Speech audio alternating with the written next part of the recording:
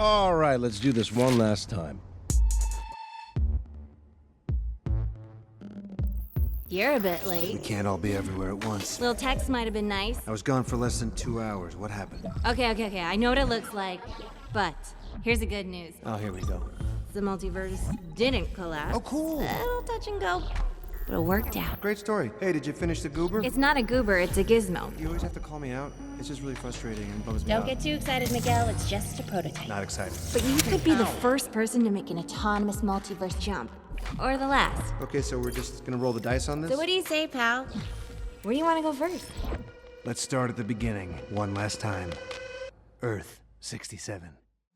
Welcome back, everyone. It's Charlie. Sony just dropped the Spider-Man Into the Spider-Verse 2 teaser, and we already know a whole bunch about the movie, so we'll break it down. I do Easter egg videos every week. If you're brand new to my channel, be sure to subscribe to get everything. I will think of some fun Spider-Verse giveaway to do in all my Spider-Man videos because there is a lot of Spider-Man related movie stuff happening in the next 2 years. But right after the first movie came out and was a huge critical and financial success, we all knew that they were working on a sequel. Even the producers were talking about it. The reason why they're only just releasing this now is because after the first one came out, all the people that worked on the first one, which is amazing, needed a short break, and they needed to figure out what the story of the sequel would be, and figure out how long it would take to make it so they could pick a release date, which wound up being April 8th, 2022. The first one came out December 2018, so if you're wondering why it's taking them almost 4 years to make the sequel, it's because that's about how long it took them to make the first film. It took a long time.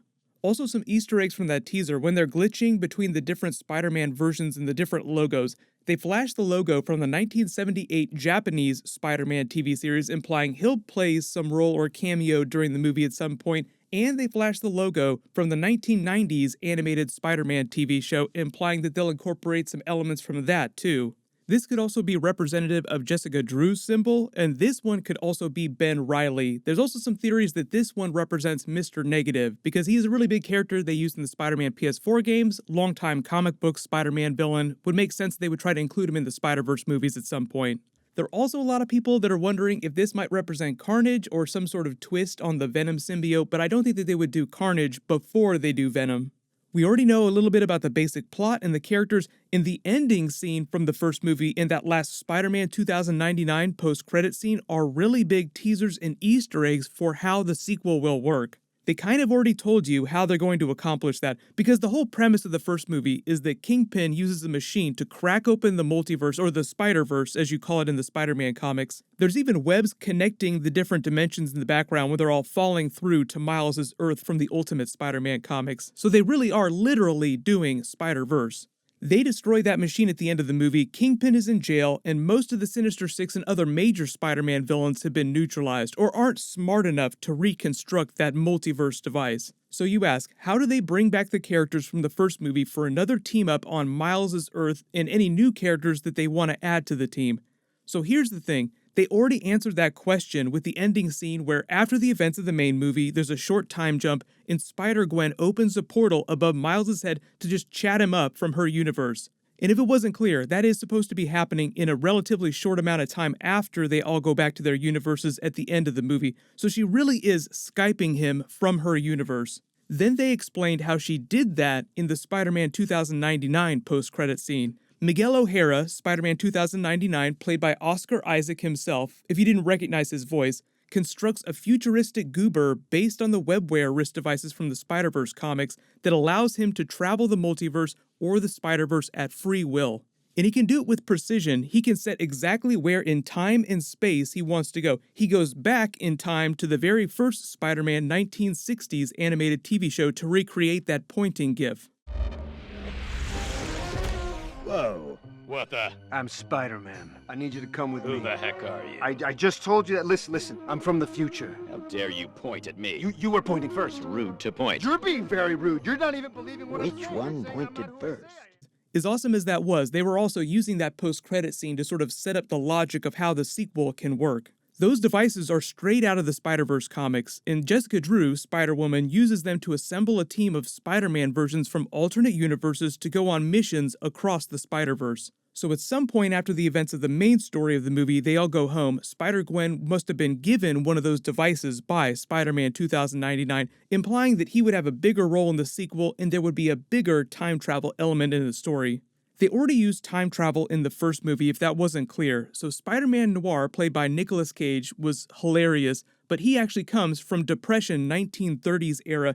Then Penny Parker with her Evangelion mech come from the distant future, even further in the future from Miguel O'Hara's Spider-Man 2099. So they were already time traveling in that movie, so it's no big deal to have people from other points in time and other universes show up in present day on Miles' Earth. Right now for the sequel, the only confirmed characters we know are coming back are Haley Steinfeld's Spider-Gwen, because they're developing a spin-off movie for her, and then Miles, of course. Maybe Jake Johnson's Peter B. Parker, just because he was so amazing. Part of his arc at the end of the film, too, was them implying that he finally wanted children and reconciled with his version of Mary Jane on his Earth, and they would go on to have a daughter, Mayday Parker, from the Spider-Man comics. If you're not a big reader of the Spider-Man comics, there is a comic where she grows up to succeed him as Spider-Man, taking the name Spider-Girl. Because time travel is already a really common thing in these movies, they can use time travel to explain how an older or maybe a young version of Peter's daughter can join the franchise. But here's the thing about the story and escalation. The whole concept of these Spider-Verse movies is that they're doing a version of the Spider-Verse comics. Eventually, once they introduce the concept of the multiverse and the web of life and destiny, they reveal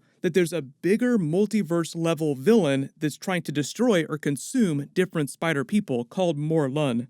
That doesn't mean that Morlun is going to be the villain of the sequel, but part of the idea with these animated movies is that you can do any story you want. Budget isn't a factor in terms of scope like it is for live-action movies. They can go as big as they want. And what is the natural escalation of the Spider-Verse comics? It's a story called Spider-Geddon, which is just an even bigger crossover. That's sort of the Spider-Verse comics version of Avengers Infinity War and Avengers Endgame. And because the first movie was such a big hit for them, they also confirmed that they're developing all these spin-off movies and additional sequels in a bunch of live-action Spider-Verse TV shows. Really cool inside baseball Easter egg from the first movie too. Originally, they talked about including live-action elements as part of the many different versions of Spider-Man that appear during the movie. Tom Holland also revealed recently that they originally planned to have him cameo as his MCU Spider-Man in the movie, and Lord and Miller, the producers, also said they discussed about bringing back Tobey Maguire and Andrew Garfield as their versions of Spider-Man. So there is no limit to the level of craziness that they will eventually get to. And yes, once Tom Holland, Tobey, and Andrew Garfield cameo as their Spider-Man versions, that effectively canonizes their movies to this larger Spider-Verse that they're creating with the animated movies. That's also kind of the idea of how you can explain MCU Spider-Man hopping between the MCU movies and the Venom movies, or that Tobey's Spider-Man exists in an alternate universe. Even Peter B. Parker was created to be an amalgam of all the previous versions of Spider-Man in the movies. Like when he's telling his backstory, a lot of the scenes that they show are scenes from Tobey Maguire's Spider-Man movies. The only totally new concept that I believe that they'll introduce in the sequel is the concept of Venom, because we didn't really get into any symbiotes or anything like that during the first Spider-Verse movie. But if they talked about including Tom Holland as his version of Spider-Man in these movies, then I think that they would also try to get Tom Hardy to cameo as his version of Venom in the animated Spider-Verse movies at some point. Everyone post all your theories for Spider-Verse 2 in the comments, and I will do more Spider-Man and Venom 2 videos soon, but everybody click here for my Venom 2 teaser video, and click here for my Doctor Strange 2 Ghost Rider video. Thank you so much for watching. Everybody stay awesome. I'll see you guys tonight.